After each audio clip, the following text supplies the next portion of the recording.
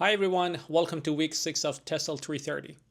This week we are focusing on three interconnected topics. Communication in call, that's what we call computer-mediated communication, or CMC, then course management systems or learning management systems, often referred to as CMS or LMS.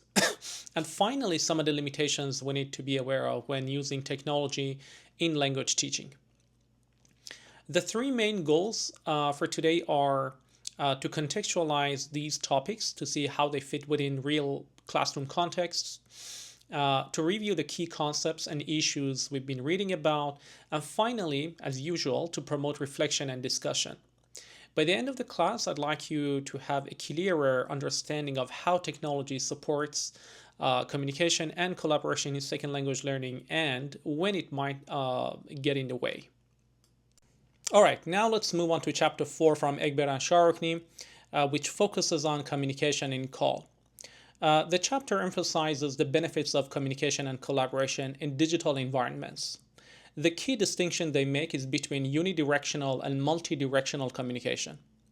Unidirectional means one-way communication. For example, a teacher posting an announcement or a student watching a video. Multidirectional, however, means interaction. Learners exchange ideas, give feedback, and co-construct knowledge. The authors remind us that call is most effective when it supports this multidirectional exchange. This is when learners are active participants, not just passive recipients of information. They also discuss techniques and activities that promote this kind of engagement. For example, when designing online tasks, it's not just about choosing a tool. It's about asking why and how that tool encourages learners to be active, to collaborate, and to have a reason to use the language.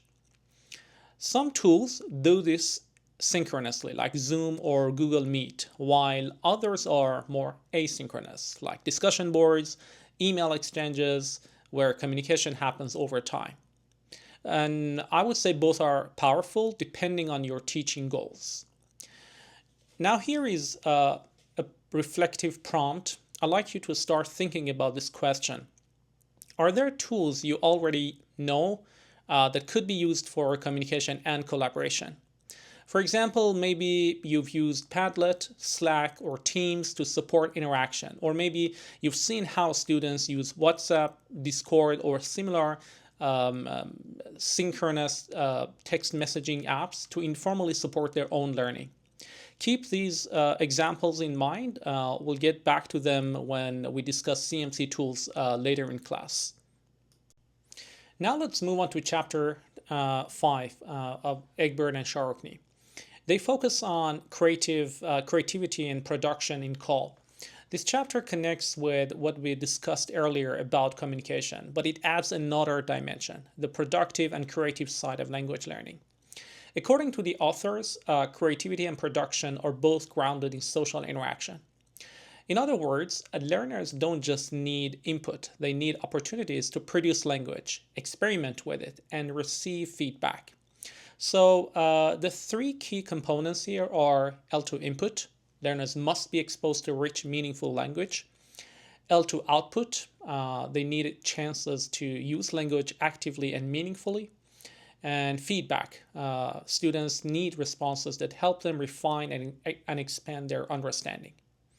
The chapter emphasizes that as teachers, we should not do what our students can do themselves.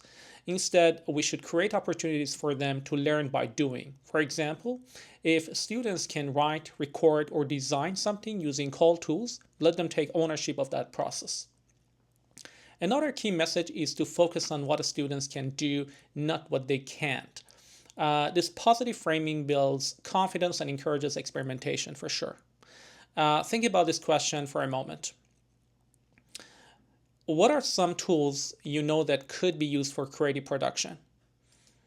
And maybe you tried platforms like Padlet, Canva, or Flipgrid. These tools not only allow students to express themselves, but also help them engage with the language in a creative and personal way. Now let's test your understanding with a quick question based on chapter 5. According to Egbert and Charokny, which of the following is not considered an important component of social interaction for effective language learning? L2 input, L2 output, fluency, and feedback. The correct answer is fluency. So remember, that doesn't mean fluency is not important. It absolutely is. But in the context of social interaction, the focus is on the processes that support learning. And those include input, output, and feedback. Fluency is more of an outcome of those interactions rather than one of the core components itself. So the takeaway here is that call activities should aim to provide plenty of opportunities for input, output, and feedback, because that's where social interaction and real learning happen.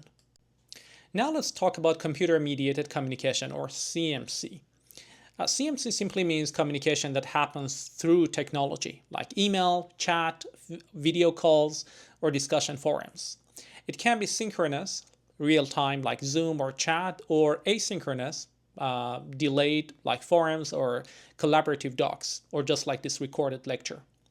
And now I want you to think about this statement from Egbert and Charokny again.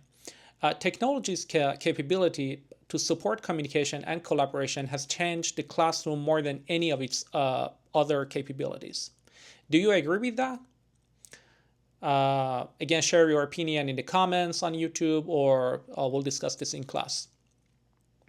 I tend to agree because communication is where technology has made the biggest impact. It allows the students to collaborate across time and space.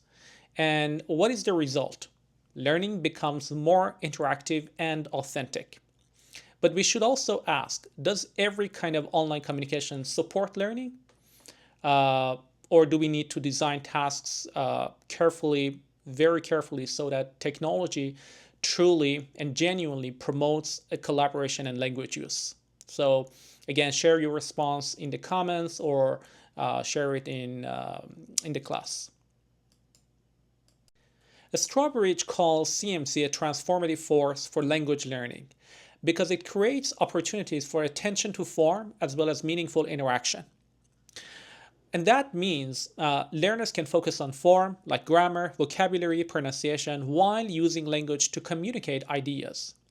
For example, when students write on a forum board, they might pause to check spelling or phrasing, and that's attention to form. But they are also expressing genuine opinions, and that's meaningful interaction. So as we reflect, you may consider, how can CMC tools help learners notice and refine language forms? And how can we design online exchanges that feel authentic and communicative, not just mechanical? Okay, we've understood what CMC is. Now let's look at what it offers, or technically its affordances for language learning. Gass 2003 said that language learning is stimulated by communicative pressure. That means learning happens when we need to express something or when we are pushed to communicate. One important advantage of CMC is that it gives equal opportunities for participation. In a traditional classroom, some students dominate while others stay quiet. Online tools, however, like chats or forums, can level that out, so everyone gets a voice. Second, learners get more input. They're exposed to more language from both teachers and peers, and that means more chances for comprehensible input, which is essential for acquisition, language acquisition. And third, interaction helps learners notice gaps in their interlanguage. In other words, learners realize what they don't know yet, or what they can't yet express. This happens naturally through feedback and negotiation of meaning when they try to make themselves understood. So CMC provides space for more balanced and meaningful communication, which is hard to achieve in a purely face-to-face context. All right, here is a quick overview of some common CMC tools, both synchronous and asynchronous. For text-based communication, we have things like WhatsApp, Facebook Messenger, or email. For audio or voice-based interaction, think of a Skype, voice notes, or podcasts. Regarding Skype, you could maybe choose something else because it's no longer operating, I guess. And for video-based communication, we have Zoom, WhatsApp video calls, or Flipgrid. Flipgrid is really, really fun. I suggest you give it a try. All right, these tools let students record short video responses, particularly Flipgrid. So what I'd like you to think about is what types of CMC tools do you use most often? You can add to the list. And how could they be adapted for language learning? Again, you can share your opinion in the comments. Keep that in mind. There are two distinctions here: text, audio, and video on the one hand, and synchronous and versus asynchronous on the other. Together, they can make a course far more interactive. Now let's switch gears from communication tools to course management systems, or CMSs. You've probably used at least one or two of these tools before, like Moodle, Canvas, D2L, Blackboard, or more recently, Brightspace. They're sometimes called learning management systems, virtual learning environments, or e-learning platforms. Different names, but the core idea is the same. But the question is, why do we need them? Simply put, CMSs help us organize and deliver learning. They centralize everything, including announcements, assignments, grades, and communication in one space. For teachers, that means better structure. For students, it means consistency and accessibility. But again, remember, a CMS is only as effective as the way we use it. A CMS is not just a storage. It should be a space for interaction, feedback, and collaboration. So what exactly makes a course management system like Moodle useful? First, it's an all-in-one space.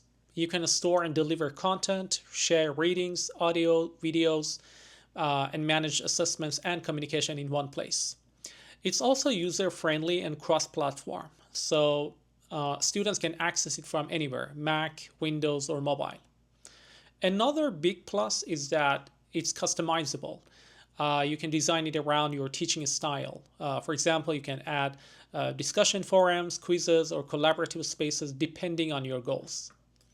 Moodle also tracks activity, so you can see which resources students are using and how often.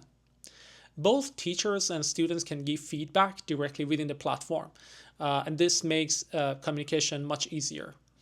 And finally, CMSs provide a safe, controlled environment, which is especially important when teaching online. Now let's talk about the philosophy behind Moodle.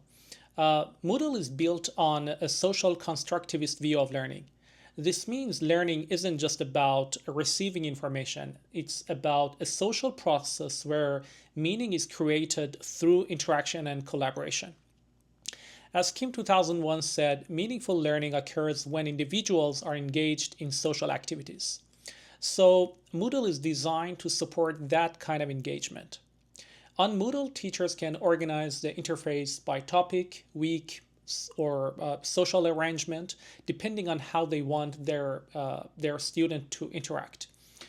The main idea is not just to post materials again, but to use discussion and sharing tools like forums, as we do in TESOL 330, to get students communicating and co-constructing knowledge. In summary, Moodle's goal is to make learning active and social, not passive and individual. All right, now let's talk about the limitations and challenges in CALL. Here is a quick question to start. When you see the word literacies, do you think it just means reading and writing? Maybe not. According to the chapter, literacy today goes far beyond that. It's about how learners use technology to evaluate, synthesize, and communicate information, and how they monitor their own solutions. In other words, new literacies include digital, media, and multimodal skills, things like interpreting graphics, audio, video, and not just text.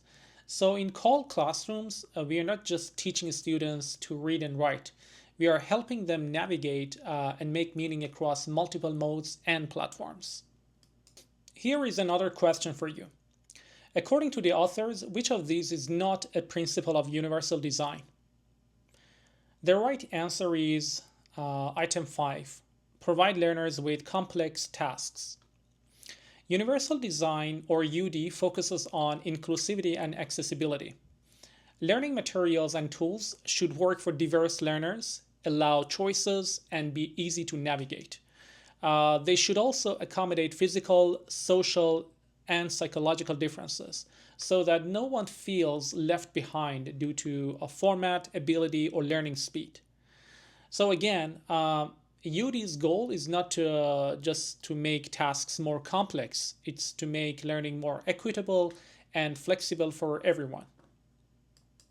Last but not least, let's talk about some of the limitations and challenges of CAL as discussed in Chapter 9. Again, according to the authors, technology isn't just a magic fix. It brings both gains and losses compared to traditional methods like pen and paper. Some key challenges include how new literacies, different learner abilities, limited access to technology, cultural contexts, and legal issues like copyright and plagiarism can impact learning outcomes. The important takeaway here is that as teachers, we need to be aware of these issues and plan ways to work around them. And that might mean adapting tools, ensuring accessibility, or building awareness about responsible tech use. Again, I'd like you to think about these 5 reflection areas, especially how culture, context, and technology access shape how CAL can or cannot work effectively. Okay, now let's ponder over this question. Do you think technology brings more losses than gains in second language teaching and learning? Please take a moment to think about your experiences so far in this class. Do you think technology has created more meaningful learning opportunities or more distractions and challenges? So remember, there is no right or wrong answer here. Technology can enhance learning through interaction, accessibility, and creativity, but it can also create obstacles if not used properly. All right, let's wrap up with this short dialogue from your textbook. It's a funny but powerful way to think about how every new technology, even the printing press, has faced some kind of resistance. Person A fears that writing will make people forget how to speak or listen, just like how some people think technology weakens real communication. But person B reminds us that each new tool brings different kinds of learning. Writing did not destroy communication, it transformed it actually. And the same is true for CAL. And the takeaway message here is that technology will always change the way we teach and learn. However, we cannot, and maybe we shouldn't, avoid those changes. We should learn to adapt while keeping the human element of language learning at the center. And that brings us to the end of this lecture. Thanks for watching.